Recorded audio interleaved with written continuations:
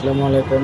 ভিডিওতে দেখতে পাচ্ছেন এটা একটা ফিল্টার, পানির ফিল্টার যেটা পানি সেকা বের করে।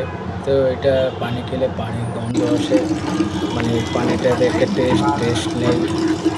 তো এটা আমি আজকে আসলাম, এসে দেখলাম যে টেস্ট নষ্ট হয়ে যাওয়ার কারণে একমাত্র হচ্ছে এটাতে টেস্ট ড্রপ যেটা আছে ওডোরো, এটার কারণে আসলে পানির টেস্ট নষ্ট হয়ে যায়।